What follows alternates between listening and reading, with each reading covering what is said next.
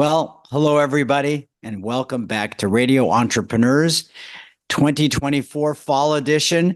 As we cruised out of the summer into the fall, we're still streaming stories every week of leadership, entrepreneurship, and how people are running businesses in this economy. And the economy is going to continue to change into the fall, into the new year. There's lots going on. I couldn't be prouder than to present our next guest, Brian Nagle, who is co-founder of the Family Business Association, also of Citizens Private Banking. But Brian Nagle was one of the founders with me of the Family Business Association of New England. Welcome, Brian. Thank you, Jeffrey. It's a pleasure to be here, and it's great to see you. Thank you. Well, Brian, just like our clients, a lot of change going on in your world. Family businesses, you have a new home. Catch us up a little bit first to what's going on in the world of Brian Nagle. Oh, thank you. Sure. Happy to do so. So after spending a year with First Republic Private Wealth Management, as I'm sure you're aware, JP Morgan ended up purchasing First Republic. I spent a year with JP Morgan. I was a wealth partner, their highest level advisor at JP Morgan. Looked at how they operated, very substantial organization. But as time passed, what I saw was that Citizens was building a much more client-centric model to serve their clients in a customized manner. And they had reached out to me. I was very excited to learn about what they were doing. And so I made a decision to move over in the beginning of June. And so I've joined Citizens Private Wealth Management. It's a very entrepreneurial organization that focuses on serving individuals, high net worth individuals, along with the family business enterprises that you and I have spent so much time working to educate and collaborate with in their endeavors over the years as part of the Family Business Association.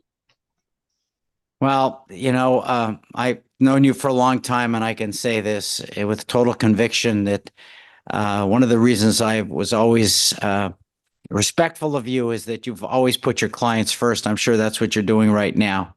And we've had those discussions many times about the rewards of always putting the client first over the needs of the person delivering the service. You're absolutely right. And I think for some that's first nature. But as part of Citizens Private Wealth Management, they are an SEC registered fiduciary, which means by registration, we are required to do that. And that's one of the things that attracted me to the organization. I want to be part of a fiduciary platform that mandates the client must come first. Well, I'm just going to do a little transition over to the Family Business Association. You and I used to talk every day in the planning of the Family Business Association and our annual events, which were quite a entertainment venue. And now we're spending and focusing our time on these quarterly panels, focusing on the benefits of family business. In our last conversation outside of the radio show, you talked to me about how many families you've been talking to over the year. I particularly find this year to be a monumental year for families with the new taxes as of the new year and being cut, the transfer going in half. And it seems like all the baby boomers I'm talking to are thinking about their transition. But I get that from the organizational family background. Talk to me a little bit about what you're seeing. Sure. Absolutely. I think you're spot on. So at the end of 2025, the very large lifetime exemption for estate taxes is going to be sliced just about in half. So it's going to go from 13.8, let's call it with rounding, to about 6.5, 6.6, depending on inflationary measures.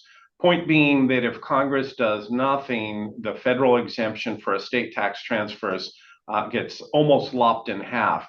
That's got family businesses looking at their governance, their organizational structure, and the matriarchs and patriarchs are looking at how do I take advantage of these very generous exemptions currently to move wealth into the next generation, or at least out of their taxable estates, so that they're able to maximize any intent on transfer while minimizing taxes along that process.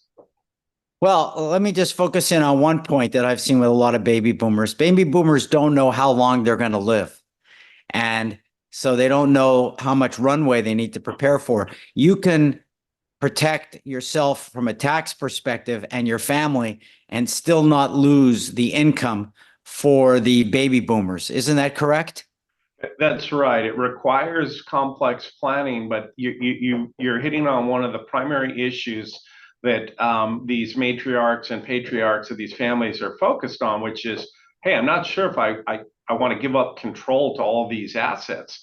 So there's different techniques that can be used to provide them with income streams from those businesses while moving the assets out of their taxable estate, so that the federal government isn't able to and we have lots of debts in this country. The federal government is looking to, pay those down, but the federal government will take advantage of family businesses and chew into the equity of those businesses with taxes if proper planning isn't done. Uh, I think that's all very important. But there's also, and I know a lot of people like you deal with the emotional aspects, even when people like me aren't involved. There's a lot of stress involved in looking at these issues because a lot of these baby boomers, they've worked 50 years of their lives plus. They don't know how to sort of slow down, but giving up control is not really part of their nature. And it is something that has to be dealt with. So there's a lot of stress in terms of changing habits as well, correct? Absolutely. In fact, there's the initial step of recognizing their own mortality, which, most of us don't want to do that. We don't want to think about ourselves as passing on. But in order to do proper planning, you have to look out on the horizon and say, at some point, the world will exist without me in it. What are the plans that I have for my business? And what are the emotional connections to the business that they have to hurdle to incorporate, whether it's children, nieces, nephews, grandchildren, siblings, and all of those relationships, as you know, and have worked with many families on, have various components to them, sometimes very, dysfunctional, and that creates stress within the business, in addition to all these other complex decisions. I'm a big fan of one-liners. I can't help myself. I know you are as well. I was with a very successful family business on Friday. At the end of my meeting, actually, my wife showed up just to say hello. And the matriarch of the other family looked at my wife and said, if you don't fly first class now, they will. I don't know if you ever heard that line before, but it really is quite true. Even learning the balance of how to spend money today without guilt is important, how to live your life. And that's also an issue. It's really about now is your time, enjoy your life. Don't be so worried about what happened yesterday and what's going to happen tomorrow as well, correct? That's absolutely right. And one of the ways that we've been able to help a lot of our clients with this particular issue is we do cash flow modeling that shows them what they can spend on an annualized basis without denting the principal of whether it's the business, a liquid portfolio. So in other words, if the world gets volatile, what can I spend to enjoy my time here and also still leave behind a robust business that doesn't have economic stress on it? Because to your point, if you don't enjoy it and spend it, another member of a different generation will. And there's balance that can be struck between the two where both generations can enjoy the fruits of the labor. Well, one more question. I hope you don't mind. Multiple dinners with friends, and people worry about cyber terrorism and how that could affect their portfolio. What do people need to hear, maybe to make themselves feel a little better, or maybe we won't feel better after listening to you? Well, as a general principle, I think everyone should have state-of-the-art, up-to-date antivirus software on their computers. They absolutely need to have that in place.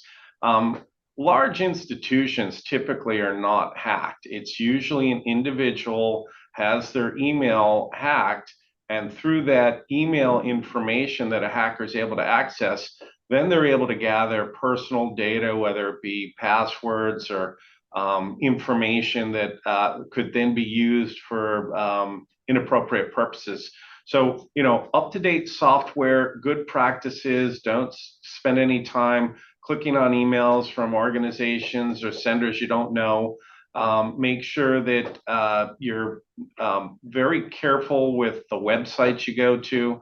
Just stay within the boundaries of the organizations that you typically go to, whether it be for news services, financial services, or entertainment. Well, Brian, it's great always catching up with you. And again, we're looking forward to a end of 2024, seeing you a lot, and 2025 as you want to support and stay with us on the family business track. If someone's looking for you at Citizens, didn't even know you moved over, how would they find you?